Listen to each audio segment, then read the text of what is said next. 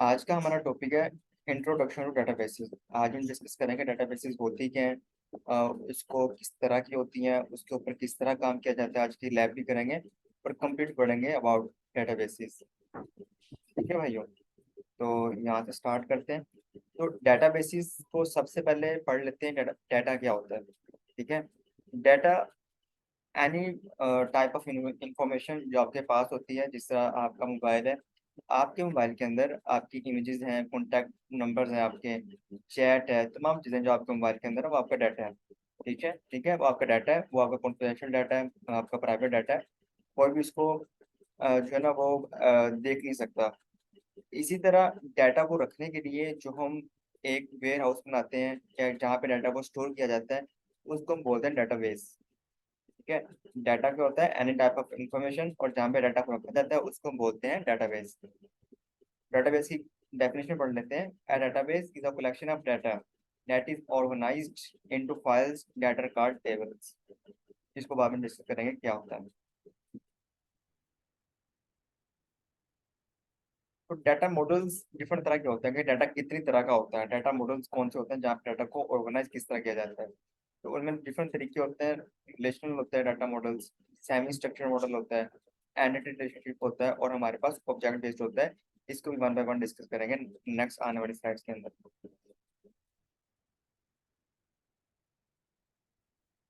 Actually होता क्या है कि जो हमारे डेटाबेस होते हैं ना, वहाँ पे हम चीज़ों को स्टोर किस तरह करते हैं।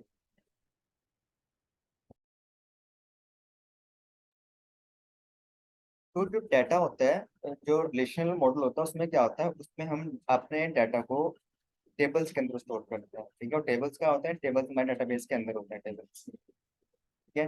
जैसे यहाँ पे देखिए आपको टेबल नजर आ रहा होगा। तो मल्टीपल टेबल, एक ही डाटाबेस के अंदर मल्टीपल टेबल्स हो सकते हैं। जिस तरह ये देखें, ये एक हमारा टेबल है। इस टेबल के अंदर, इस टेबल का नाम है कंट्री टेबल। तो इसी तरह इस डेटाबेस के अंदर कंट्री टेबल भी है, वर्ल्ड टेबल भी हो सकता है, वो भी दूसरे टेबल्स हो सकते हैं। उन टेबल्स के अंदर क्या होगा? उन टेबल्स के कॉलम और रोज के अंदर हमारे हमारा डाटा स्टोर होगा। ठीक है। जो उसकी हॉरिजॉन्टल फील्ड होती हैं उसको हम रोज बोलते हैं, जो वर्टिकल फील्ड होती हैं उसको हम क्या बोलते हैं? कॉलम बोलते हैं। तो इस तरह सर्च डेटाबेस आती है। डेटाबेस के अंदर हमारे पास टेबल्स बने होते हैं, और फिर टेबल के अंदर हमारा डाटा स्टोर होता है। ये हम बात कर रहे हैं रिलेशनल मॉडल की। ठीक है। तो रिलेशनल मॉडल के अंदर ये सिनेरियो होता है आपके पास। यहाँ पे हम ये डिस्कस कर लेते हैं कि हमारे पास स्कीमा क्या होता है। अच्छा, अगर आप में से कोई बताना चाहे कि स्कीमा क्या होता है हमारे पास, अगर किसी को पता हो उसके बारे में। जी भाइयों। तो स्कीमा हमारे पास क्या होता है एक्चुअली, इसको डिस्कस कर लेते हैं। हमारे पास जो डाटा बेसिस होती है ना, सबसे पहले समझेंगे डाटा बेसिस होती क्या है। मैंने आपको बताया था कि जो डाटा होता है, डाटा को स्टोर करना होता है। उसको स्टोर करने के लिए हमें बड़े बड़े स्टोरेज चाहिए होती हैं। ठीक है। जहाँ पे डाटा को इजीली फैच कर सके, रिट्रीव कर सके, उसको हम बोलते हैं डाटा बेसिस। जिस तरह मैं आपको एग्जांपल देता हूँ, फेसबुक है। फेसबुक का क्या है, वहाँ पे डिफरेंट लोगों के, जो भी फेसबुक के यूजर्स हैं, उन सबकी इन्फॉर्मेशन कहाँ पड़ी है? फेसबुक के पास पड़ी है। फेसबुक के पास कहाँ पड़ी है? उनके जो बैकएंड पर डाटा बेसिस बनी होती है वहाँ पे पड़ी हुई है। इसी तरह जो भी कंपनीज होती हैं, जो भी ऑर्गेनाइजेशन होती हैं, उनके अपने अपने डाटा बेसिस होते हैं जहाँ पे उनके कंपनी का या उनके कस्टमर्स का, क्लाइंट्स का डाटा स्टोर होता है। ठीक है। और जब भी उन्हें कोई स्पेसिफिक डाटा चाहिए, वो वहाँ पे क्वेरी करते हैं अपने डाटा बेस के अंदर और स्पेसिफिक डाटा को फैच कर लेते हैं। तो इसलिए डाटा बेसिस बनाए जाते हैं और उसको यूज किया जाता है ऑल ओवर द वर्ल्ड। हर जगह भी यही होता है। जिस तरह स्कूल है, स्कूल के अंदर भी डाटाबेस बना होगा, कॉलेज के अंदर भी डाटाबेस बना होगा, यूनिवर्सिटीज के अंदर डाटाबेस बने होंगे उनके स्टूडेंट्स के, कि कौन से स्टूडेंट कब पास आउट हुए, उनका अभी कौन से पढ़ रहे हैं, उनका नेम क्या है, कौन सा सेमेस्टर है उनका। तो वो सारी इन्फॉर्मेशन कहाँ पे पड़ी होती है? बैकएंड के ऊपर डाटा बेसिस की बनी होती है, वहाँ पे पड़ी होती है कॉन्फ़िगरेशन। तो इसलिए हर जगह के ऊपर डाटा बेसिस जरूरी होती है, जहाँ पे डाटा को स्टोर करना है। आपको ये हर जगह नजर आएंगे। अब डाटा बेसिस हमारे पास बेसिकली दो तरह की होती हैं। There are two types of databases. एक डाटाबेस को हम बोलते हैं रिलेशनल डाटाबेस।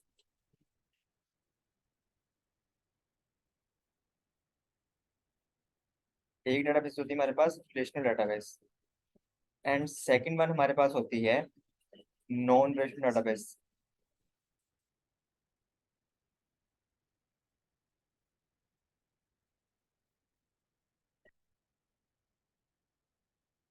ये दो तरह के डेटाबेस हमारे पास होती हैं। ठीक है।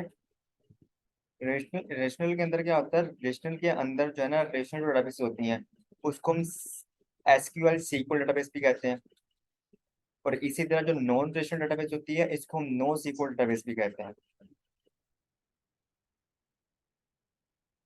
इनके अंदर एक्चुअली डिफरेंस क्या होता है, काफी डिफरेंस होता है इनके अंदर, लेकिन जो मेन डिफरेंस है जो इनके अंदर डिफरेंशिएट करता है, वो है स्कीमा।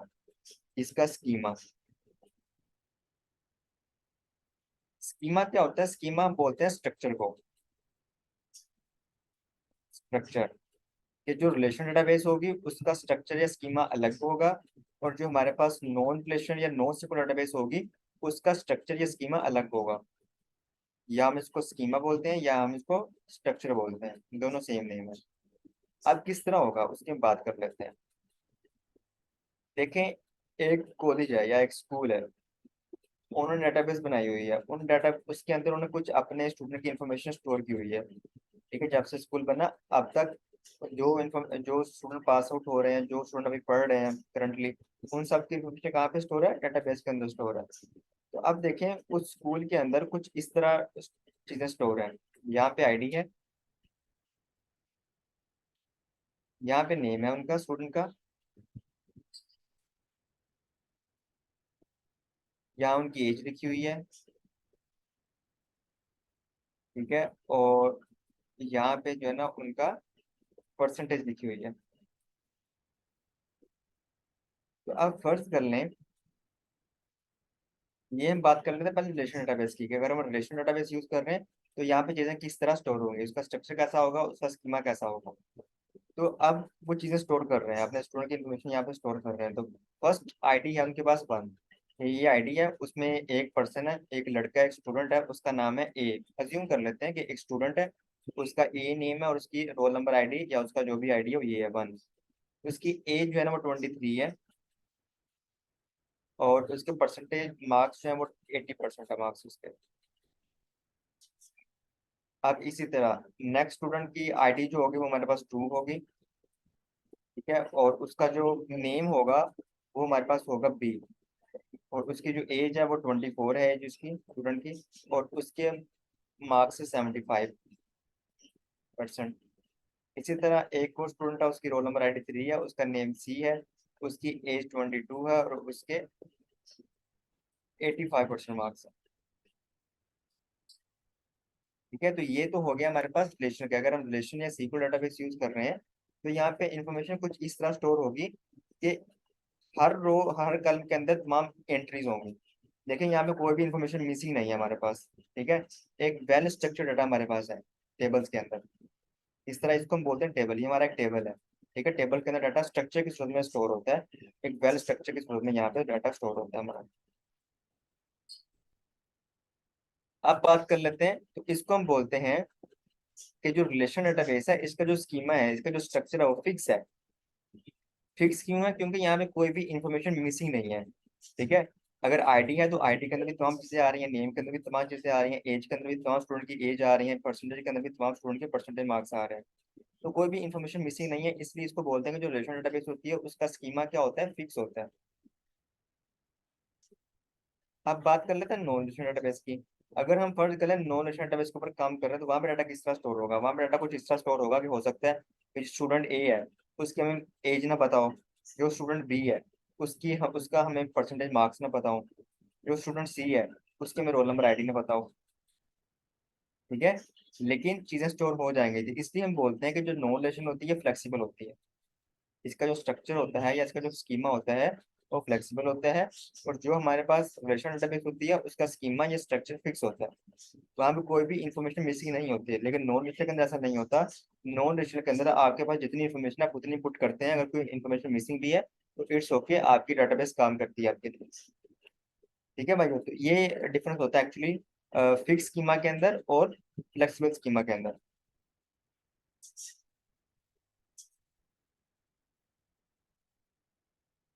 यहाँ पे ये चीजें बताई गई हैं आपको, तो सिर्फ अपने रीड कर लें।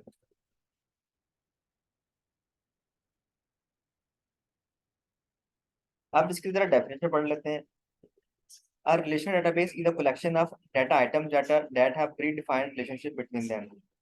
या वहाँ पे जो डाटा होता है वो स्ट्रक्चर में, एक स्ट्रक्चर की सूरत में जो वहाँ पे स्टोर होता है, कोई भी इन्फॉर्मेशन हमारे पास मिसिंग नहीं होती। It requires a fix definition of the structure of data. इसका मतलब क्या है? इसका मतलब ये बता रहा है कि आपका जो रिलेशनल डेटाबेस होती है उसका स्कीमा या उसका स्ट्रक्चर क्या होता है, फिक्स होता है, उसमें कोई भी इन्फॉर्मेशन मिसिंग नहीं होती। ठीक है भाइयों। A relation database is often referred to as structured query language database। तो क्योंकि ये रिलेशनल डेटाबेस है, तो जितने भी रिलेशनल डेटाबेस होती हैं वहाँ पे हम सीक्वल लैंग्वेज होती है, एक एसक्यूएल लैंग्वेज होती है, उसको हम यूज कर सकते हैं और उसके थ्रू उसके ऊपर काम करता है सारा। ठीक है, ये अभी आपने याद रखना है। जो रिलेशनल डेटाबेस होती है उसको सीक्वल इसलिए कहा जाता है, एसक्यूएल सीक्वल कर लें एसक्यूएल कर लें, उसको इसलिए कहा जाता है क्योंकि वहाँ पे हमें ये जो एसक्यूएल लैंग्वेज होती है, जिस तरह पाइथन प्रोग्रामिंग लैंग्वेज होती है, सी प्लस प्लस होता है, जावा होता है, इसी तरह एसक्यूएल भी एक लैंग्वेज होती है। ठीक है, इसको यूज करते हैं जब हम रिलेशनल डेटाबेस के ऊपर काम करते हैं, तो आपको सी एसक्यूएल लैंग्वेज आनी चाहिए। इसलिए इसको बोलते हैं कि जो रिलेशनल डेटाबेस होती हैं वो हमारी सीक्वल डेटाबेस होती हैं, एसक्यूएल डेटाबेस होती हैं। It is a collection of data items with predefined relationships. Tables are used to hold information about the objects। तो यहाँ पे क्या होता है, डेटाबेस में टेबल्स होते हैं, टेबल्स के अंदर हमारी इंफॉर्मेशन स्टोर होती है। Main reasons to use relational database, क्यों यूज करते हैं? नेटिवली सपोर्ट एसक्यूएल, एसक्यूएल को सपोर्ट करती है। प्रोवाइड्स डाटा इंटेग्रिटी, डाटा हमारे यहाँ पे सिक्योर रहता है। स्पोर्ट्स ट्रांजेक्शन, अगर आपको ट्रांजेक्शन वर्कलोड है, जैसे ट्रांजेक्शन होती है बैंकिंग ट्रांजेक्शन, तो वहाँ पे भी हम रिलेशनल डेटाबेस को यूज कर सकते हैं बैकएंड के ऊपर। ठीक है, यूज केसेस क्या है? ई कॉमर्स वेबसाइट्स होती हैं, जो शॉपिंग वेबसाइट होती हैं, उसके लिए यूज कर सकते हैं। जहाँ पे आपको सीआरएम, कस्टमर का डाटा, क्लाइंट का डाटा स्टोर करना है, वहाँ पे आप रिलेशनल डेटाबेस यूज कर सकते हैं। ठीक है, इसी तरह अगर कोई बिग डाटा है आपका, वहाँ पे आपको बिजनेस बीआई टूल्स चाहिए डाटा को फैच करने के लिए, डाटा एनालाइज के लिए, एनालाइजेशन के लिए, तो वहाँ पे भी आप रिलेशनल डेटाबेस को यूज कर सकते हैं। और इसके जो एग्जांपल्स आती हैं, वो इसकी रिलेशनल डेटाबेस में जो एग्जांपल्स आती हैं वो होती है MySQL, amazon Aurora, PostgreSQL, Microsoft SQL और ओरेकल। ये जितने भी डेटाबेस हैं यहाँ पे अभी आपने जो पढ़ी हैं, जो नजर आ रही हैं आपको, ये कौन सी डेटाबेस है? रिलेशनल डेटाबेस आपके पास। ठीक है, तो इनके अंदर थोड़ा बहुत डिफरेंस होता है, बाकी काम इनका सेम होता है, सेम तरह से डाटा स्टोर होता है इन सब के अंदर। डिपेंड करता है हमारी रिक्वायरमेंट की, हमने कौन सा यूज करें। यहाँ पे कुछ एग्जांपल्स हैं कि यहाँ पे दो टेबल बने हुए हैं एक डेटाबेस के अंदर, एक कंट्री टेबल और एक हमारे पास सिटी टेबल है। ठीक है, और उनकी रोज और कॉलम के अंदर हमारा डाटा स्टोर होगा। इसी तरह नॉन रिलेशनल डेटाबेस भी होती हैं। तो नॉन रिलेशनल में क्या होता है? A non relational database is a database that doesn't follow the relational model. जहाँ पे डाटा जो है ना वो वेल स्ट्रक्चर की सूरत में स्टोर नहीं होता। Non relational database do not require a fix definition of structure of data. तो आपको क्लियरली यहाँ बताया गया है कि इसका जो स्ट्रक्चर होता है, इसका जो स्कीमा होता है, वो फिक्स नहीं होता है लाइक रिलेशन की तरह। ये फ्लेक्सिबल होता है। फ्लेक्सिबल और फिक्स का आपको पता चलेगा क्या होता है कि फिक्स के अंदर कोई भी इंफॉर्मेशन मिसिंग नहीं होती आपके पास, लेकिन फ्लेक्सिबल के अंदर क्या होता है, जो भी इंफॉर्मेशन आपके पास है आप उसी से डाटा स्टोर करते हैं।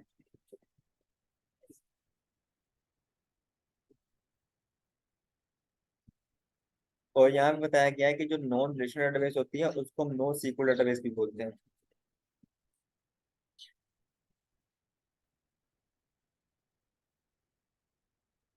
इसी तरह जो नो सीक्वल डेटाबेसेस हैं, नॉन रिलेशन डेटाबेसेस हैं, उनकी कौन कौन सी एग्जांपल्स हैं? Dynamo dB, amazon redshift, Mongo dB और अपाचे एचबेस। तो ये जो एग्जांपल अभी हमने पढ़ी है, ये किसकी एग्जांपल्स हैं? ये है नॉन रिलेशन डेटाबेस की। तो ये सारे नॉन रिलेशन डेटाबेस है। और जिस तरह मैंने आपको बताया कि जो रिलेशन डेटाबेसेस होती हैं वहां पे जो डाटा स्टोर होता है वो कॉलम के अंदर, टेबल के अंदर स्टोर होता है। ठीक है, लेकिन जो नॉन रिलेशन डेटाबेस होती है वहां पे जो डाटा स्टोर होता है वो इस फॉर्मेट में होता है, जैसे स्क्रिप्ट होता है, जैसे डॉक्यूमेंट होता है, उसके अंदर हमारा डाटा स्टोर होता है इस फॉर्मेट के अंदर।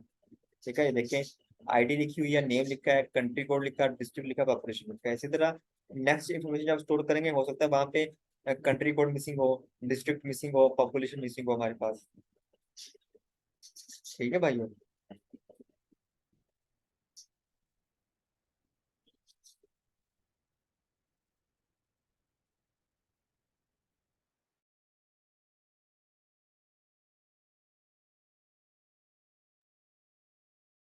कुछ इसके प्रोज एंड कॉन्स पढ़ लेते हैं। जो रिलेशनल डेटाबेस होती है हमारी, नॉन एंड रिलायबल टेक्नोलॉजी, तो ये काफी मतलब नॉन है, पहचाना जाता है इसको दुनिया के अंदर, और रिलायबल है, easy to user, user friendly है हमारे पास। Easy to write complex queries, अगर आपके पास बिग डाटा है वहां पे अपने कॉम्प्लेक्स क्वेरीज करनी है, उसके लिए भी आप रिलेशनल डेटाबेस का यूज कर सकते हैं। Well known sequel language, sequel language को ये सपोर्ट करता है। वेल सपोर्टेड ट्रांजैक्शन, अगर कोई आपका ट्रांजैक्शन वर्कलोड है तो उसके लिए भी आप सीक्वल डेटाबेस को यूज कर सकते हैं। ठीक है, इसके कॉन्स पढ़ लेते हैं। कॉन्स के अंदर ये आता है कि आपको इसके अंदर सिर्फ वर्टिकल स्केलिंग मिलेगी, हॉरिजॉन्टल स्केलिंग आपको नहीं मिलेगी। वर्टिकल स्केलिंग क्या होती है, हॉरिजॉन्टल स्केलिंग क्या होती है, इसको हम आगे जाकर डिस्कस करेंगे आने वाली स्लाइड्स के अंदर। ठीक है, लेकिन अब ये समझें कि यहाँ पे सीक्वल के अंदर आपको वर्टिकल स्केलिंग मिलती है, हॉरिजॉन्टल स्केलिंग नहीं मिलती। इसी तरह इसका जो स्कीमा होता है वो फिक्स होता है। अब जो नो सीक्वल होता है उसके जो प्रोन्स हैं, इसके कॉन्स होंगे। यहाँ पे फिक्स स्कीमा होता है रिलेशनल के अंदर, यहाँ पे फ्लेक्सिबल स्कीमा होता है। ठीक है, और यहाँ पे आपको हॉरिजॉन्टल स्केलिंग भी मिलती है। Good fit for hierarchical data, तो यहाँ पे कुछ इसके बेनिफिट्स हैं जिसके लिए आप नो सीक्वल डेटाबेस को यूज कर सकते हैं। कौन क्या है, are relatively new technology do not guarantee data integrity, is not good for complex queries or transaction application। तो अगर आप इस तरह का वर्कलोड, ट्रांजेक्शन वर्कलोड, तो उसके लिए फिर आप ये डेटाबेस को यूज नहीं कर सकते।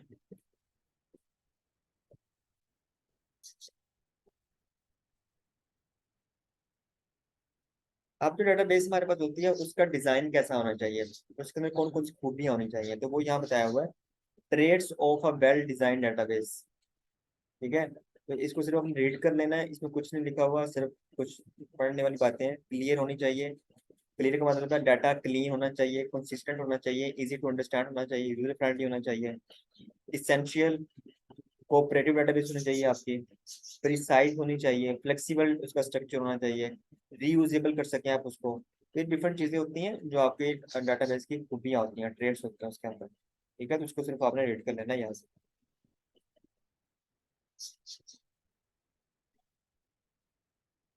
नेक्स्ट चलते हैं हम। अब ये तो पढ़ लिया कि हम कोई भी डेटाबेस यूज कर सकते हैं, हम रिलेशनल भी यूज कर सकते हैं, हम नॉन रिलेशनल डेटाबेस यूज कर सकते हैं। ठीक है, लेकिन क्लाउड के अंदर हम किस तरह यूज करते हैं उसको हम वैसे डिस्कस करेंगे डिटेल में, लेकिन यहाँ पे पढ़ लेते हैं। क्लाउड के अंदर जब हम कोई डेटाबेस यूज करेंगे तो डेटाबेस को एज अ सॉफ्टवेयर यूज करेंगे।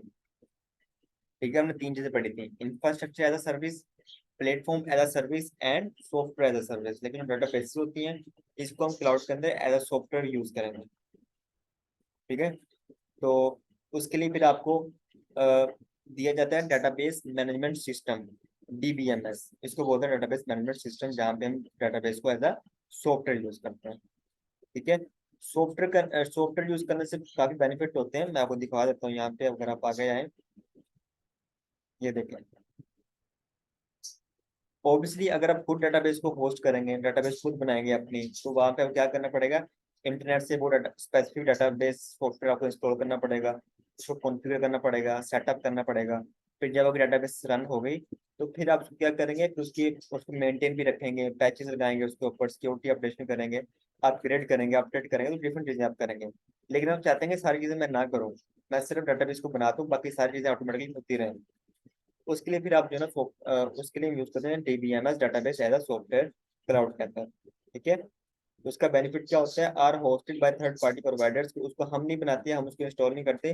वो कहाँ पे स्टोर होती है, वो थर्ड पार्टी प्रोवाइडर्स जो क्लाउड प्रोवाइडर्स होते हैं उनके डेटाबेस में स्टोर होती है वो डेटाबेस।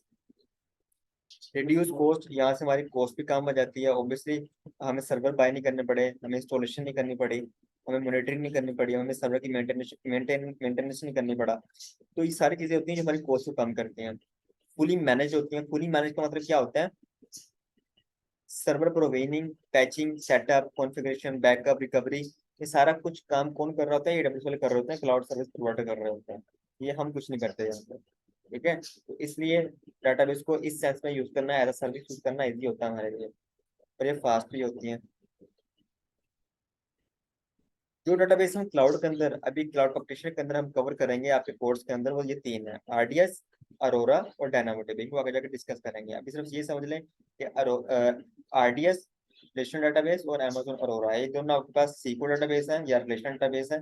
लेकिन जो डायनामोडेबी है आपके पास नो सीक्वल या नॉन रिलेशनल डेटाबेस है। ठीक है, सिर्फ आप अभी आप यहाँ पे इतना ही समझ। जी भाई, यहाँ तक क्लियर है। तो जी भाई अभी हम लैब करने लगे हैं, तो लैब से पहले थोड़ा सा कॉन्सेप्ट समझ लेते हैं कि हम एक्चुअली करते क्या है। कि हमने पढ़ा था कि जब हम कोई चीज़ सर्च करते हैं, हर कंपनी डेटाबेस होती है, वहाँ पे स्टोर होती है। जिस तरह देखें कि हमारे पास जो है ना, हम यूज़र हैं, आप या मैं अपने सिस्टम पर काम कर रहे हैं, अपना मोबाइल यूज़ कर रहे हैं। हमने जो है ना फेसबुक के ऊपर किसी स्पेसिफिक पर्सन, अपना कोई फ्रेंड है, उसका नाम है अली, उसकी आईडी को सर्च करना है। तो वो अली की आईडी कहाँ पे स्टोर होगी? वो अली की आईडी ना फेसबुक का डाटाबेस होगा, वहाँ पे सर्च सेव होगी। ठीक है, जो फेसबुक पर डाटाबेस होती है, वहाँ पे अली की इन्फॉर्मेशन भी सेव है, फहद की इन्फॉर्मेशन भी वहाँ सेव है, साद की इन्फॉर्मेशन भी, तमाम लोगों की यूजर्स की इन्फॉर्मेशन कहाँ पे सेव है? फेसबुक के डाटाबेस के अंदर। ठीक है।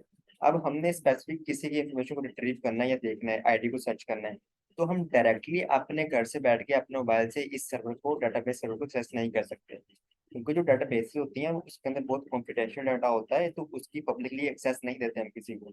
इसलिए आपने देखा होगा जब हम लैब करते थे, तो लैब के अंदर हम दो चीजें करते थे, अपने वीपीसी को दो पार्ट में डिवाइड कर देते थे। एक को हम कहते थे हमारा प्राइवेट सबनेट है, और एक हमारा पब्लिक सबनेट है। ठीक है। जो पब्लिक सबनेट होता था वो इंटरनेट पे जा सकता था, लेकिन जो प्राइवेट सबनेट था उसके अंदर जितने भी सर्वर होते थे वो इंटरनेट पे नहीं जा सकते थे, क्योंकि उनके पास कोई पब्लिक आईपी नहीं होती थी। तो उनकी हमने राउटिंग इस तरह की होती थी कि वो इंटरनेट पे जा ही नहीं सके। ठीक है। इसी तरह जो कंपनीज होती हैं उन्होंने भी सेम यही काम किया होता है कि उन्होंने मल्टी टीयर आर्किटेक्चर बनाया होता है। कि उनका पहले वेब टीयर आ जाता है सबसे पहले। कि जिस तरह फेसबुक का, तो फेसबुक क्या करेगा, वो कह रहे हैं कि अगर आपने पहले आप हमारी फेसबुक एप्लीकेशन को यूज करें, वहां पे आए, तो हम क्या करते हैं, हमने अगर किसी की आईडी को सर्च करना है, तो हम अपने मोबाइल से पहले फेसबुक एप्लीकेशन को यूज करेंगे। जो और ये जो एप्लीकेशन होगी, ये जिस सर्वर के ऊपर चल रही होगी वो कहाँ पे होगा? ये पब्लिक सबनेट के अंदर होगा, इसलिए इसको हर कोई एक्सेस कर सकता है। फेसबुक को हर कोई चला रहा है, वहाँ पे हर कोई स्क्रोलिंग कर रहा है। ठीक है, हर कोई वहाँ पे उसको देख रहा है, चीजों का अपलोड, पोस्ट कर रहा है। तो ये पब्लिक सबनेट के अंदर होता है। लेकिन जो बैकग्राउंड डेटाबेस होती है, ये भाई कहाँ पे होती है? ये हमारी होती है प्राइवेट सबनेट के अंदर। तो यहाँ तक कोई नहीं, डायरेक्टली कोई नहीं पहुंच सकता प्राइवेट सबनेट के अंदर। तो हम क्या करते हैं, अब मुझे अली की आईडी चाहिए, तो मैं अपने फेसबुक सर्वर को रिक्वेस्ट करूंगा। जो फेसबुक की एप्लीकेशन होगी, अपने मोबाइल के ऊपर मैं सर्च करूंगा अली, और जैसे सर्च करूंगा अली की इन्फॉर्मेशन मेरे पास आ जाएगी। वो कहाँ से आई? वो फेसबुक से उठ के मेरे मोबाइल के ऊपर आई। अब कैसे आई उसको समझ लेते हैं। कि मैंने सर्च किया, तो मैंने किसको रिक्वेस्ट की? जो फेसबुक की एप्लीकेशन है, सर्वर है, उसको रिक्वेस्ट की। तो मेरी रिक्वेस्ट गई फेसबुक के वेब सर्वर के ऊपर। अब वो जो वेब सर्वर होगा, उसको पता चल जाएगा कि मुझे स्पेसिफिक इन्फॉर्मेशन चाहिए, और ये इन्फॉर्मेशन कहाँ पे स्टोर है? डाटाबेस के ऊपर। तो जो वेब सर्वर होगा, एक्चुअली उसको फिर हम बैकएंड पे ऊपर इंटीग्रेट करते हैं, अपनी कनेक्ट करते हैं डाटाबेस के साथ। ठीक है। तो सिर्फ जो सिक्योर तरीके से हम जा सकते हैं अपने प्राइवेट सबनेट के अंदर। तो हमारी हमारी जो रिक्वेस्ट है पहले जाएगी फेसबुक सर्वर के ऊपर, और यहाँ से फेसबुक सर्वर की रिक्वेस्ट जाएगी डाटाबेस के ऊपर। और डाटाबेस सर्वर से वो स्पेसिफिक इन्फॉर्मेशन अली की आईडी निकलेगी, वो इसको मिलेगी, और वो आईडी फिर हमें हमारे मोबाइल के ऊपर शो होगी। ठीक है। तो ओवर द इंटरनेट इस तरह काम हो रहा होता है आपके पास। तो वो डिफरेंट तरीके होते हैं, हम डाटाबेस को अपनी एप्लीकेशन के साथ कनेक्ट करवाते हैं, पैरामीटर्स पास करते हैं, डिफरेंट चीज़ें होती हैं, वो हम बाद में डिस्कस करेंगे। वो वैसे भी अभी कोर्स के अंदर पार्ट नहीं है, लेकिन यहाँ पे तो ये कॉन्सेप्ट समझे कि यहाँ पे एक्चुअली काम किस तरह होता है, हम डाटाबेस को एक्सेस किस तरह करते हैं। ठीक है। दूसरी बात ये है कि आपने कोई भी डेटाबेस बनानी है ऑन प्रेमिसेस के ऊपर, तो वो आप बना सकते हो। आपने ओरेकल यूज करना है, तो ओरेकल की वेबसाइट पे जाओगे, वहाँ पे ओरेकल के जो सॉफ्टवेयर होगा, जो भी आपको स्पेसिफिक वर्जन चाहिए उसको इंस्टॉल करोगे, डाउनलोड करोगे, इंस्टॉल करोगे, और फिर उसको जो है ना सेटअप करोगे। तमाम चीज़ें आप खुद करोगे। जैसे आप उसको यूज करोगे, आपने ओरेकल डेटाबेस बना ली, उसके बाद 1 महीने बाद, 2 महीने बाद, या वीकली या क्वार्टरली आप उसके पैचेस भी लगाओगे, सिक्योरिटी अपडेट करोगे, उसको अपडेट करोगे, अपग्रेड करोगे उस चीज़ों को। ठीक है। लेकिन क्लाउड के अंदर क्या होता है, क्लाउड के अंदर आप चाहते हैं कि ये सारी चीजें मैं ना करूँ, तो एडब्ल्यूएस वाले आपको एक सर्विस देते हैं आरडीएस के नाम से, रिलेशनल डाटाबेस। तो एडब्ल्यूएस वाले कहते हैं आपको कोई भी सर्विस चाहिए, कोई भी रिलेशनल डाटाबेस चाहिए, आप हमारे पास आ जाओ, हम आपको प्रोवाइड कर देंगे। ठीक है। और आपने सिर्फ क्या करना है, आपने सिर्फ ये अपने रिक्वायरमेंट बतानी है, मुझे कितनी डाटाबेस चाहिए, उसकी मेमोरी क्या होनी चाहिए, उसको कहाँ पे बनाना है, बाकी सारी चीजें हम खुद देख लेंगे। उस photo scaling, load balancing database की, उसके पैचेस, अपग्रेडेशन, अपडेशन, वो सारी हम कुछ, सारा कुछ हम देख लेंगे। ठीक है। तो उसको हम बोलते हैं आरडीएस। उसको आगे जाके डिस्कस करेंगे। तो मैं आपको दिखा भी देता हूँ यहाँ पे।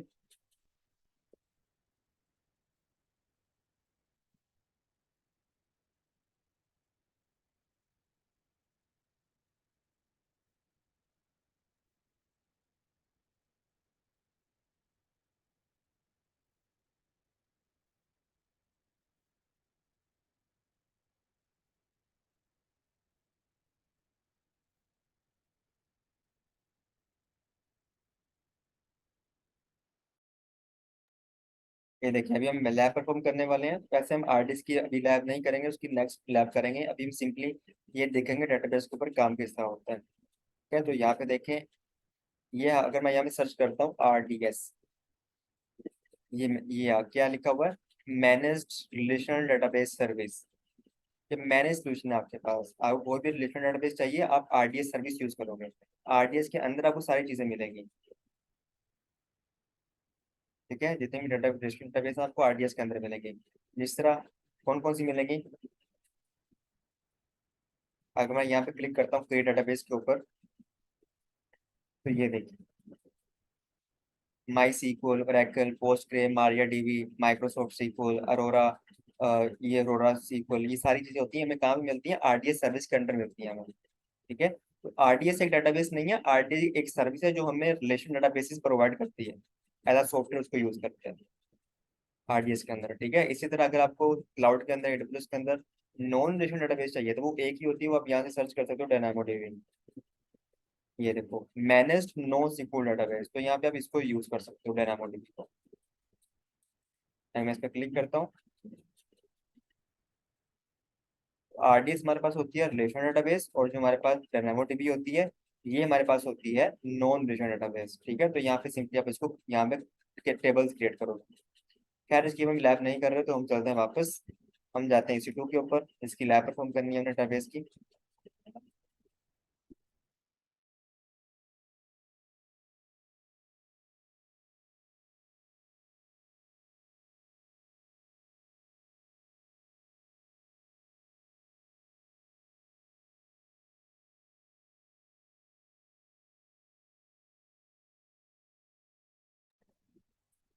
क्योंकि मैं लैब कर रहा हूँ, तो यहाँ पे कुछ चीजें पहले से क्रिएटेड है। ठीक है, तो मैं आपको सिर्फ डेटाबेस के ऊपर काम करके दिखाऊंगा।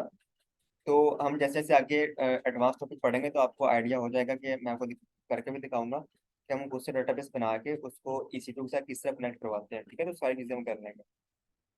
तो यहाँ पे देखिए मेरे पास पहले से ही एक सर्वर रेडी है कमांड होस्ट के नाम से। इससे आपने क्लिक करना है और आपने जाना है कनेक्ट के ऊपर। हमने इसको एक्सेस करना है पुटी के थ्रू नहीं करना, हमने इसको सेशन मैनेजर के थ्रू एक्सेस करना है। अच्छा, अब आपको पता है कि सेशन मैनेजर के थ्रू किस तरह एक्सेस हो रहा है, क्योंकि हमने इसको रोल असाइन किया हुआ। मैं आपको दिखाता हूँ, हमने जो IAM के अंदर पढ़ता है रोल क्या होते हैं, वो रोल हमने इसको साइन किया हुआ। मैं इसको यहाँ पे क्लिक करता हूँ, सिक्योरिटी में जाए, यहाँ पे देखिए IAM रोल इसको लगा हुआ है, SSM इंस्टेंस रोल। अगर मैं इसको रिमूव कर दूंगा ना यहाँ से जाके, कि रोल को हटा दूंगा या रिमूव कर दूंगा, तो इसको मैं कभी भी सेशन मैनेजर के थ्रू एक्सेस नहीं कर पाऊंगा। ठीक है, तो ये इस तरह की चीजें होती हैं यहाँ। तो यहाँ पे अब हम क्या करते हैं, यहाँ पे कुछ कमांड्स हमने चलानी है। कमांड चला लेते हैं यहाँ से। कुछ कमांड मेरे पास लिखी हुई है, मैं आपके साथ शेयर भी कर दूंगा। सबसे पहले इसको कहता हूँ भाई आप मुझे जो है ना वो रूट यूजर बना दो। ठीक है, तो पहले रूट यूजर बन जाते हैं, फोटो की कमांड बनाए, तो मैं रूट बन गया। मैं एलएस करता हूँ, मेरे पास सारी चीजें बनी हुई है यहाँ पे। Ctrl L कर लेते हैं। ठीक है, PWD करता हूँ मैं यहाँ पे, तो मैं बिन के अंदर बैठा हुआ हूँ बाई डिफॉल्ट। अब मैंने अपनी डायरेक्टरी चेंज करनी है, तो डायरेक्टरी चेंज करने के लिए हमने जब लिनक्स पढ़ रहे थे, अगर आपको ये कमांड का नहीं पता, अगर आप ये वीडियो डायरेक्टली देख रहे हैं, तो इससे पहले जो हमारी प्ले लिस्ट है लिनक्स की, उसको देख लें। उसके अंदर तमाम कमांड मैंने आपको सिखाई हुई है। ठीक है, जिन्होंने लेट ज्वाइन किया मैं उनके लिए भी। तो यहाँ पे मैं क्या कर रहा हूँ, CD चेंज डायरेक्टरी कर दो और मुझे यहाँ पे ले जाओ, EC2 यूजर के अंदर ले जाओ। एंटर करता हूँ, तो मैं देखें इस डायरेक्टरी के अंदर आ गया हूँ, EC2 यूजर के अंदर। यहाँ PWD करता हूँ, तो मुझे ये बताओ मेरी प्रेजेंट वर्किंग डायरेक्टरी क्या है, अभी मैं कहाँ पे प्रेजेंट हूँ। एंटर करें तो मुझे बता रहा है कि आप होम के अंदर EC2 यूजर के अंदर बैठे हैं। ठीक है भाई, अब हमने क्या करना है, नेक्स्ट कमांड चलाते हैं। डेटाबेस को एक्सेस करने के लिए हमारे पास एक कमांड होती है ये वाली, इसको कॉपी करो यहाँ पे पेस्ट कर दो। MySQL -u user, as a root user मैं इसको एक्सेस कर रहा हूँ। और यहाँ पे पासवर्ड भी लिखते हैं। तो पासवर्ड पहले से सेटअप है, जब क्योंकि पहले से बनी हुई डेटाबेस, तो यहाँ पे पहले से इसको बनाते वक्त यही पासवर्ड इन्होंने लगा दिया था। ठीक है, तो यही पासवर्ड है। और यहाँ पे अब मैं क्या करता हूँ, इसको एंटर करता हूँ। तो देखिए मैं अपने डेटाबेस के अंदर आ गया हूँ। यहाँ पे देखिए welcome to Maria DB monitor, मैं मारिया डीबी अपना डेटाबेस यूज करता हूँ। ठीक है, जो मेरे पास एक रिलेशन डेटाबेस है। और यहाँ पे देखिए मारिया डीबी, और यहाँ पे अगर मैं यहाँ पे सर्च करता हूँ, नहीं डिफॉल्ट पासवर्ड नहीं है ये बिल्कुल भी, क्योंकि लैब पहले से बनी हुई थी, लैब के अंदर तमाम चीजें पहले से रेडी थी। तो एडब्ल्यूएस वालों ने, क्योंकि हम लैब कर रहे हैं, एडब्ल्यूएस वालों ने जो डेटाबेस बनाई हुई है, इसके ऊपर जो डेटाबेस क्लाइंट इंस्टॉल किया हुआ है, उसका पासवर्ड ये लिखा रखा हुआ है उन्होंने। ठीक है, अगर आप अपनी बना रहे हैं तो आप कुछ भी रख सकते हैं, अगर आप पासवर्ड नहीं रखते तो बाय डिफॉल्ट कुछ नहीं होता, आपकी डेटाबेस बनेगी नहीं। पासवर्ड आपको बनाना ही पड़ता है at the time of creation of database. ठीक है, तो यहाँ मैं कहता हूँ भाई, वो ऐसा करो, मुझे शो डेटाबेसेस करो, मुझे ये बताओ कि यहाँ पे कितनी डेटाबेस बननी है MariaDB के अंदर। ठीक है, तो उसके लिए, और यहाँ पे आप सेमी कॉलन भी लगाते हो,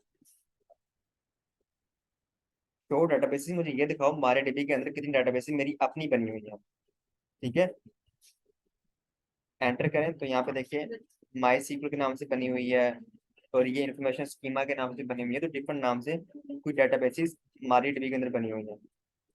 ठीक है, अब मैं क्या करता हूँ, मैं इसको कहता हूँ भाई आप ऐसा करो, एक और डेटाबेस क्रिएट कर दो। ठीक है, एक और डेटाबेस क्रिएट कर दो, किसके नाम से, वर्ल्ड के नाम से। मैं यहाँ पे इसको पेस्ट कर देता हूँ। कमांड देखिए, सिंपल कमांड है, क्रिएट डेटाबेस वर्ल्ड, और लास्ट पे आपने सेमीकोलन लगा देना है। ठीक है, जैसे मैं इसको एंटर करूंगा, और दोबारा मैं वही कमांड चलाता हूँ, शो डेटाबेसेस, आप बताओ कितने डेटाबेस है मेरे पास। सेमीकोलन लगा दें यहाँ पे लास्ट पे, तो देखो अब मेरे पास मुझे वर्ल्ड डेटाबेस भी शो हो रही है, मुझे मेरी अपनी डेटाबेस। ठीक है, यहाँ पे शो नहीं हो रही थी, यहाँ शो हो रही है। अगर मैं कोई और डेटाबेस क्रिएट करना चाहूँ वो भी कर सकता हूँ, लाइक मैं यहाँ पे लिखता हूँ क्रिएट डेटाबेस, और न्यू डीबी के नाम से कर दो, न्यू डीबी।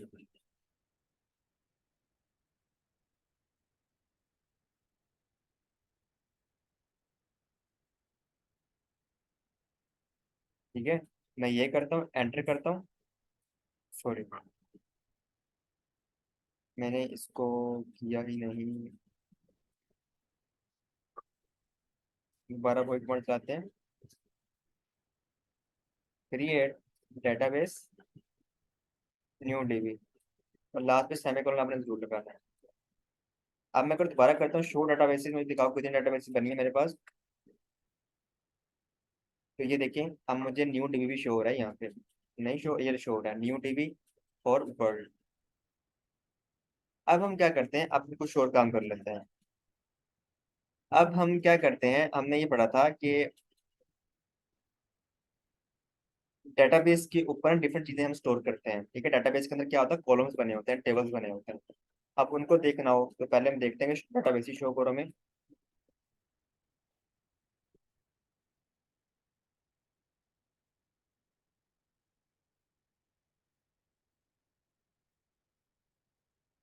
यहाँ पे कमांड आते हैं भाइयों, हम ये देखें, ये हमारी कमांड है,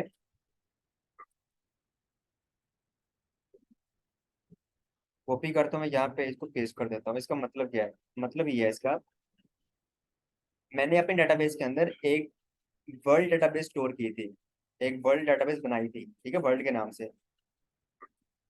अब मैं इसको ये कह रहा हूँ कि जो वर्ल्ड डेटाबेस बनी हुई है उसके अंदर जो है ना एक टेबल क्रिएट कर दो। हमने क्या पढ़ा था, डेटाबेस के अंदर क्या होते हैं, टेबल्स होते हैं, और टेबल के अंदर हमारी इंफॉर्मेशन स्टोर होती है। मैं उसको ये कह रहा हूँ कि एक मेरी डेटाबेस है वर्ल्ड, उसके अंदर एक टेबल क्रिएट कर दो, किस नेम से, कंट्री नेम से, और उस कंट्री टेबल के अंदर ये इन्फॉर्मेशन स्टोर कर दो, यहाँ से लेके यहाँ तक तमाम इन्फॉर्मेशन यहाँ पे स्टोर कर दो। ठीक है, ये मैंने इसको हम बोलते हैं एसक्यूएल लैंग्वेज होती है हमारी, उसके अंदर मैंने ये कोडिंग की हुई है, ये स्क्रिप्ट लिखा हुआ है हमारे पास। एंटर करता हूँ, तो ये देखें हो गया है यहाँ पे,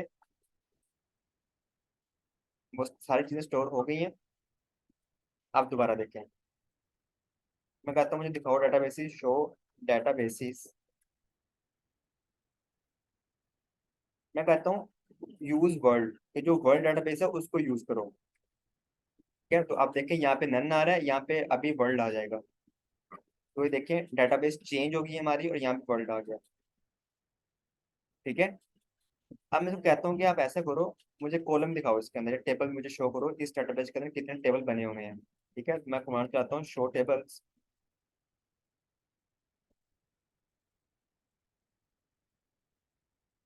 अब टेबल किस डेटाबेस से शो करेगा, वर्ल्ड डेटाबेस शो करेगा, सिस्क से या न्यू डीबी से शो नहीं करेगा, क्योंकि मैं किसको यूज कर रहा हूँ, वर्ल्ड डेटाबेस को यूज कर रहा हूँ। तो ये देखें, वो कह रहा है यहाँ पे आपकी कंट्री एक टेबल है वो स्टोर है। वो कैसे स्टोर हुआ, अभी जो मैंने स्क्रिप्ट चलाया था, एक कमांड लिखी थी, उससे ये मेरा कंट्री टेबल यहाँ पे क्रिएट हो गया वर्ल्ड डेटाबेस के अंदर। ठीक है। अब अगर मैं कहता हूँ मुझे दिखाओ इसके अंदर लिखा क्या है, कॉलम जो शो करवाओ मुझे, तो मैं ये कमांड होती है, इसको मैं यहाँ से कॉपी करता हूँ और यहाँ पे इसको पेस्ट कर देता हूँ कि शो करो columns from world dot country. एक में डेटाबेस है वर्ल्ड, उसके अंदर एक टेबल है कंट्री, उसके कॉलम मुझे शो करो। एंटर करता हूँ तो ये देखिए मुझे कॉलम शो हो गए सारे। ये कैसे शो हो रहे हैं, ये अभी मैंने जो स्क्रिप्ट लिखा था, ये जो कमांड मैंने चलाई थी, ये यही डाटा मैंने स्टोर किया था इसके अंदर, ये सारा चीज, ये वाला। ठीक है, जिसमें आपको फील्ड टाइप वैल्यूज की डिफरेंट चीजें आपको नजर आ रही है। तो इस तरह काम किया जाता है, चीजों को स्टोर किया जाता है कहाँ पे, डेटाबेसेस के अंदर। ठीक है, तो मुझे डेटाबेस यहाँ पे शो कर रहा है, तो ये मुझे टेबल शो कर रहा है, डेटाबेस, डेटाबेस के अंदर टेबल, और टेबल के अंदर फिर हमारा डाटा स्टोर होता है। अब यहाँ पे अगर मैं उसको कहता हूँ भाई आप ऐसा करो, मैं दोबारा आपको दिखा देता हूँ, दोबारा मैं वो कमांड्स ला के दिखा देता हूँ। यहाँ पे आप एक चीज देखें कि ये जो कॉन्टिनेंट लिखा हुआ है ना, यहाँ पे फील्ड वाले सेक्शन के अंदर नीचे आ जाए, थर्ड लाइन के अंदर कॉन्टिनेंट, ये देखें इसके स्पेलिंग गलत है। अगर आप उसको स्पेलिंग को चेंज करना है, किसी स्पेसिफिक वर्ड को चेंज करना है, कोई आपने एडिट करना है, तो वो किस तरह कर सकते हैं, तो उसके लिए हमारे पास कमांड होती है आल्टर की, उसके थ्रू आप उसको चेंज कर सकते हैं। लाइक मैं उसको कहता हूँ, ये कमांड होती है हमारे पास, ये वाली, यहाँ पे इसको पेस्ट करता हूँ, मैं उसको कहता हूँ आल्टर करो, मतलब चेंजिंग कर देनी है टेबल के अंदर। कौन सी टेबल के अंदर, एक कंट्री टेबल है जो वर्ल्ड डाटाबेस के अंदर बना हुआ है, वहां पे क्या चेंज करना है, रीनेम करना है। एक कॉलम है कॉन्टिनेंट, उसको ये स्पेलिंग कर दो उसके, पहले स्पेलिंग ये है, उसको यहाँ से चेंज करके ये कर दो उसके न्यू स्पेलिंग। ठीक है, एंटर करता हूँ। अब दोबारा मैं वही कमांड चलाता हूँ कि मुझे कॉलम शो करो, शो कॉलम वाली कमांड। तो देखें यहाँ पे उसके कॉन्टिनेंट के स्पेलिंग सही हो चुके हैं, बिल्कुल चेंज हो गया स्पेलिंग। ठीक है भाई, तो इस तरह आप डिफरेंट तरह से अपने डेटाबेस के अंदर काम कर सकते हैं। अब मैं तो कहता हूँ कि भाई अगर आपने कोई चीज़ डिलीट करनी है, ठीक है, तो डिलीट के लिए ड्रॉप की कमांड होती है, आप ड्रॉप की कमांड यूज कर सकते हैं। यहाँ पे और भी कमांड होती है, बट आप ड्रॉप यूज कर सकते हैं, drop table world dot c t. ठीक है, तो ये काम करेगा कि नहीं करेगा, जल्दी से बता दें मुझे।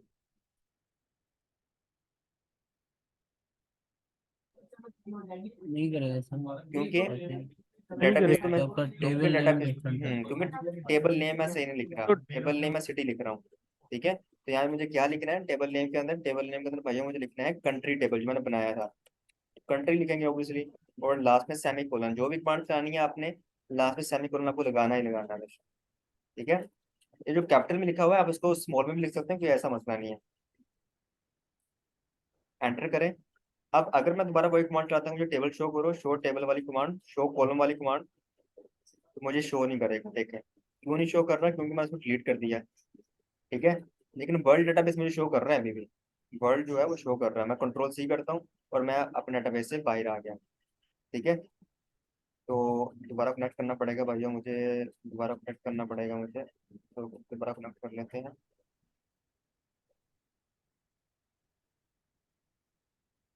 पेस्ट करता हूँ, एंटर किया, तो देखिए मैं कहता हूँ show tables, sorry show databases.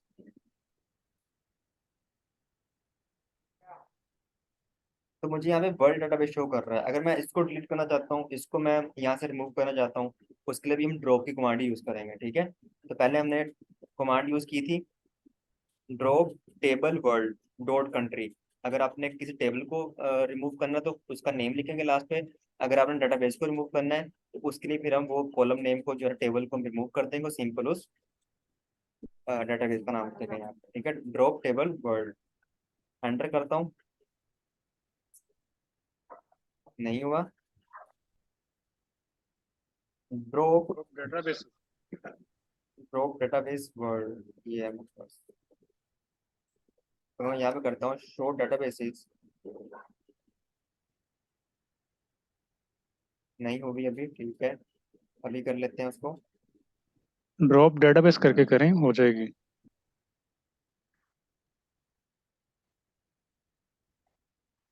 हो गया। ठीक है, अब दोबारा मैं उसको चलाता हूँ, शो डेटाबेसेस को। तो यहाँ पे देखिए जो वर्ल्ड डेटाबेस है मुझे शो नहीं कर रहा, तो उसने इसको डिलीट कर दिया। ठीक है, तो ये चीजें होती हैं, इस तरह जो है ना हम अपने डेटाबेस के ऊपर काम कर सकते हैं। मैं अब हम आगे पढ़ेंगे, मैं आपको दिखाऊंगा कि अपने डेटाबेस किस तरह क्रिएट कर सकते हैं, उसको फिर हम अपने EC2 के साथ कनेक्ट किस तरह करना है, उसका पासवर्ड किस तरह स्टोर करना है, कहाँ पे चीज़ों को स्टोर करना है, उसको प्राइवेट सबनेट के अंदर किस तरह रखते हैं, और वो सारी चीज़ें उसको एक दफ़ा जैसे हमारा टॉपिक फिनिश होगा तो चीज़ों को इंटीग्रेट करके हम पढ़ लेंगे। ठीक है भाई, यहाँ तक क्लियर है।